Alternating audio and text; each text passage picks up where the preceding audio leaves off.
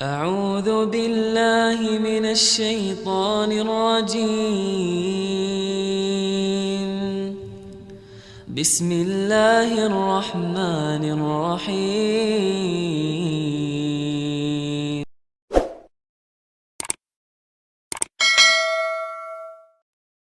Assalamualaikum warahmatullahi wabarakatuh. Waalaikumsalam warahmatullahi wabarakatuh.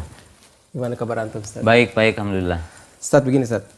Ada pertanyaan ini Ustaz, tentang Salafi, tentang Wahabi yang biasa di masyarakat, Salafi, Wahabi, apa sih Ustaz?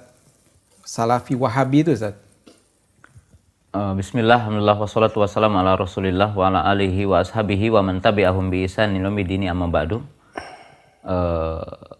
Pemirsa yang dirahmati Allah Subhanahu wa taala, sekarang kita berdialog tentang fenomena apa itu Wahabi dan apa itu Salafi.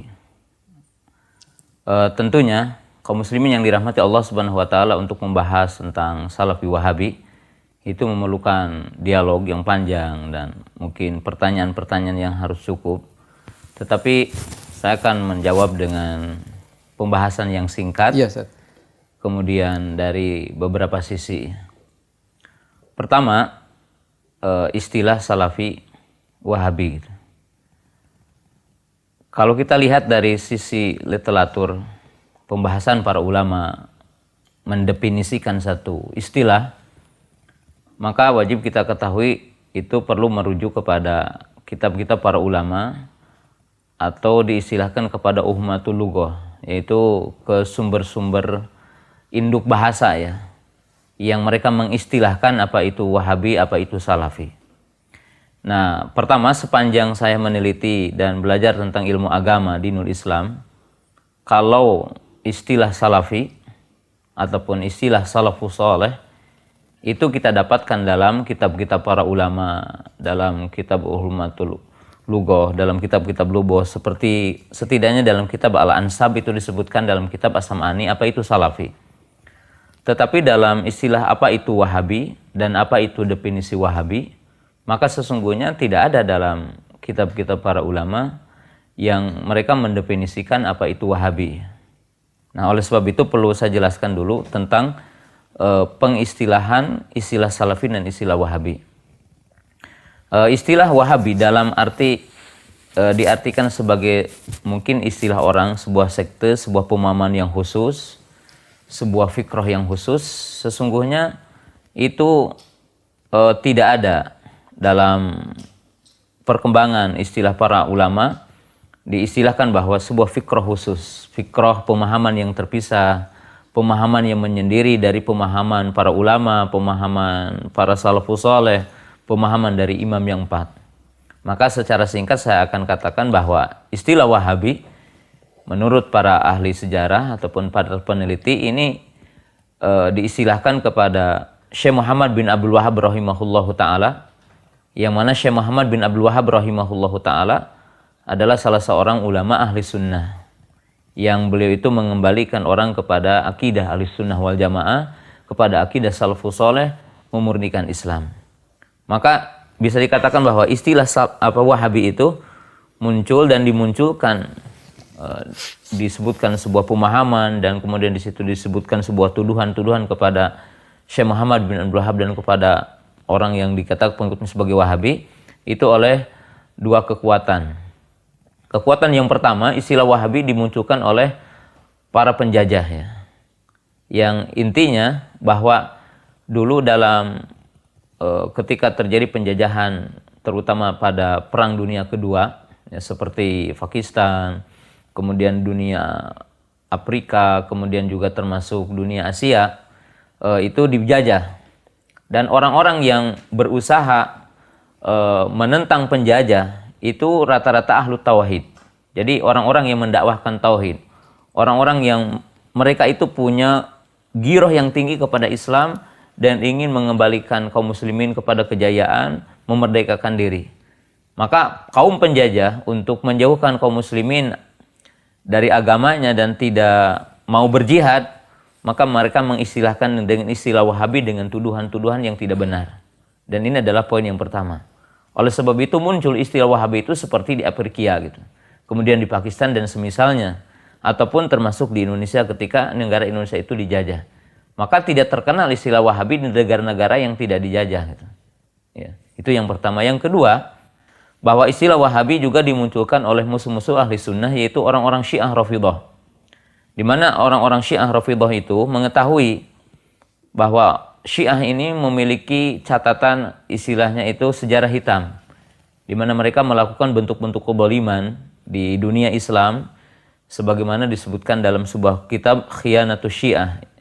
Jadi khianat orang-orang Syiah terhadap kaum muslimin, dari mulai dibunuhnya kaum muslimin di Mekah sekitar 20.000 orang, dibunuhnya kaum muslimin di Baghdad dan sebagainya. Syiah itu. Nah, orang-orang Syiah. Nah, orang-orang Syiah Rafidhah ini bermaksud untuk mengkelabui kaum muslimin ya, dan membuat sejarah palsu, dan itu dinisbatkan kekerasan ini kepada Syekh Muhammad bin Abdul Wahhab rahimahullahu taala.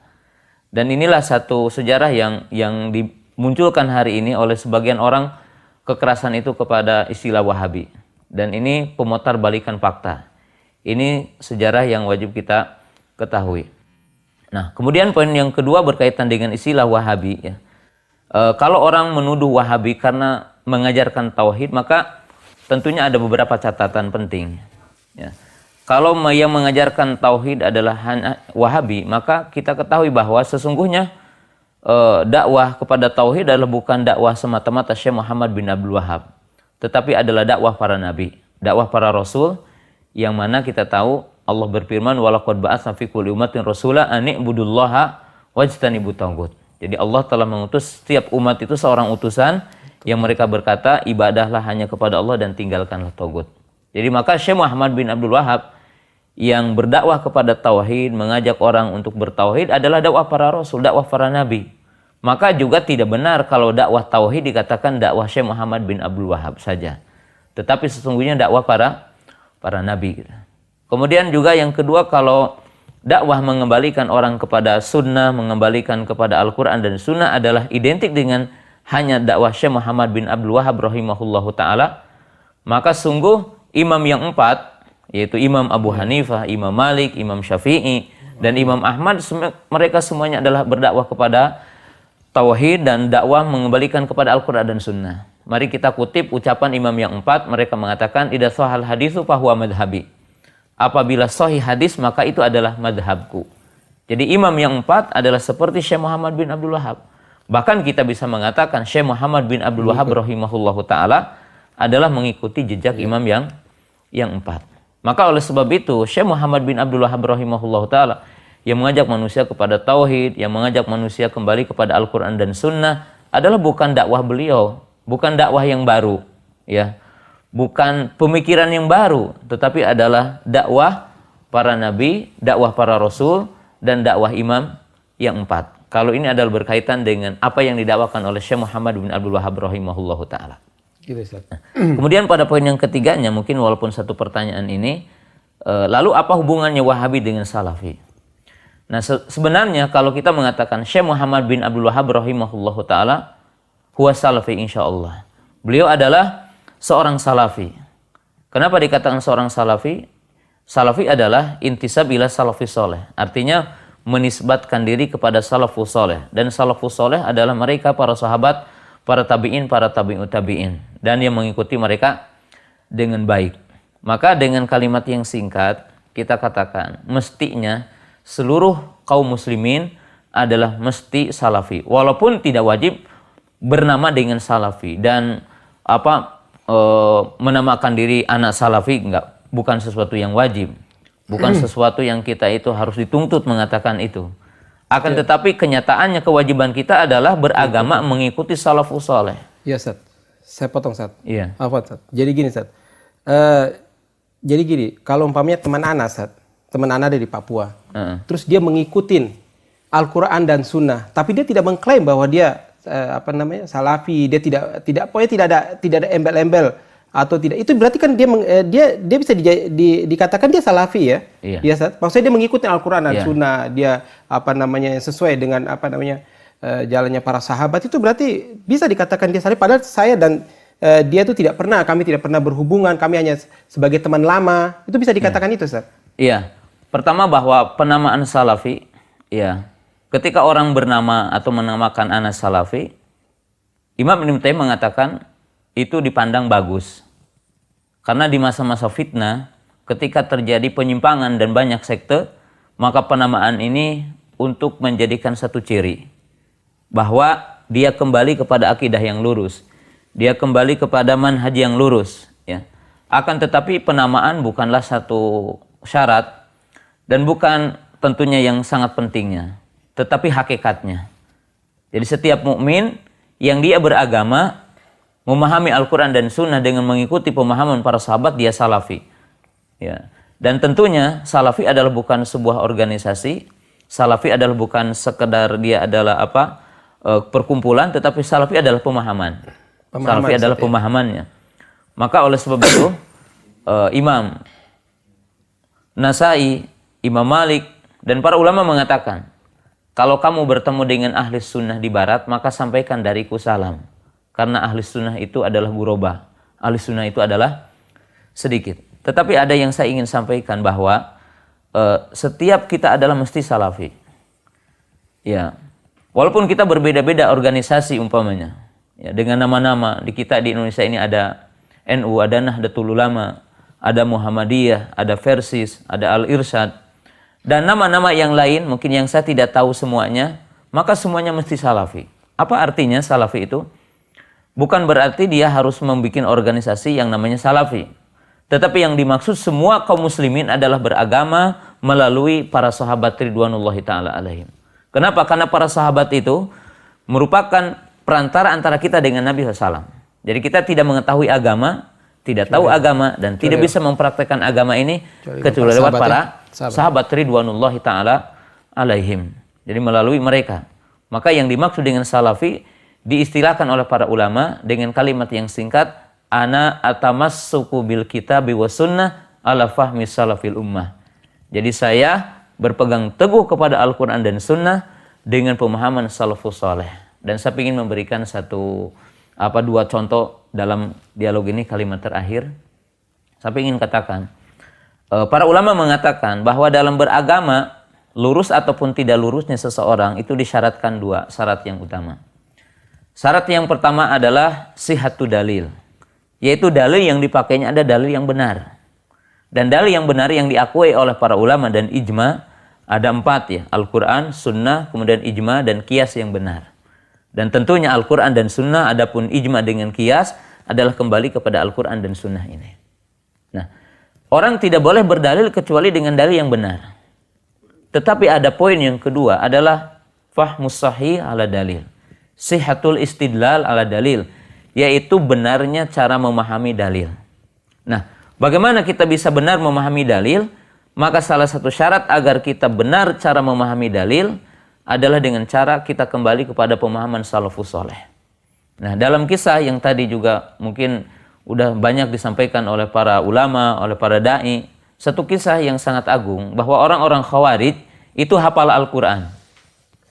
Bahkan Ibnu Muljam yang membunuh Ali radhiyallahu taala anhu, dia hafal Al-Quran dan dia membacakan Al-Quran ketika ia akan menikam Ali radhiyallahu taala anhu. Subhanallah. Lihat, dia hafal Al-Quran. Maka Nabi SAW mengatakan apa? Yaqra'una al-Qur'ana la yujawizu hanajirahum. Mereka membaca Al-Quran tapi tidak paham, tidak sampai kepada pemahaman, dan dia tidak paham kepada isinya. Dia membunuh Ali dengan membacakan Al-Quran. Maka para ulama mengatakan, kemudian tolikuna ala ayatin nuzilat al-kufar fayunazil al-mu'minin. Mereka apa? Mengambil ayat-ayat yang diturunkan untuk orang kafir tetapi mereka digunakan untuk orang mukmin. Maka nikmat dalil tetapi sangat jelek pemahamannya. Maka di sini kaum muslimin yang dirahmati Allah Ta'ala, jadi kita harus apa? Harus meluruskan pemahaman setelah kita tahu dalil. Dalilnya benar, pemahamannya apa? Benar. Tetapi ingat, pemahaman benar itu dengan pemahaman siapa? Pemahaman para sahabat. Kenapa pemahaman para sahabat adalah benar? Karena mereka memahami Quran ketika turunnya wahyu. Jadi mereka itu memahami Al-Quran, ya, dan mereka mengamalkan Al-Quran ketika turun wahyu. Dan tidak mungkin Nabi SAW akan membiarkan mereka para sahabat dalam apa? Kekeliruan. Sehingga Nabi SAW berkata apa? La tajmu ummati ala dolalah. Maka akhir kata, tidak ada istilah Wahabi gitu ya. Wahabi dikatakan sebuah sekte, Wahabi dikatakan itu sebuah hanya apa? ini ya, istilah-istilah Ya, dari istilah-istilah para musuh ini ya, ahli musuh-musuh sunnah ya. Islam, musuh-musuh ahli sunnah. Iya. Ya, istilah Wahabi tidak ada. Syekh Muhammad bin Abdul Wahab adalah ahlu sunnah. Beliau adalah seorang salafi, beliau adalah seorang ahli sunnah. Dan saya itu mengikutin ini ya, Iya, Syekh mengikuti salafus soleh. Iya. Bahkan satu kekeliruan yang sangat lucu ya, sangat menggelikan istilahnya. Di mana dikatakan bahwa Imam Ibnu Taimiyah adalah Wahabi. Imam Ibnul Qayyim adalah Wahabi. Padahal Imam Ibnu Taimiyah, Imam Ibnul Qayyim itu ya sekitar tahun 700 ya, 600 700 ya. Sedangkan Syekh Muhammad bin Abdul Wahab 1414 ya. Jadi begitu jauhnya. Nah, disinilah orang itu tidak tahu sejarah. Menisbatkan Syekhul Islam dikatakan Wahabi. Ya mestinya ya kalau mau ya Syekh Muhammad bin Abdul Wahab kepada Imam Ibnu Taimiyah, bukan apa dibalik. Dan ini pun satu sejarah yang keliru. Iya, iya, Ustaz. Jazakallah khair, Ustaz, penjelasannya mudah-mudahan bermanfaat buat ana beserta kaum muslimin, Ustaz. Iya. Assalamualaikum warahmatullahi wabarakatuh. Assalamualaikum warahmatullahi wabarakatuh. Alhamdulillahi Rabbil Alamin. Segala puji bagi Allah, Tuhan seluruh alam.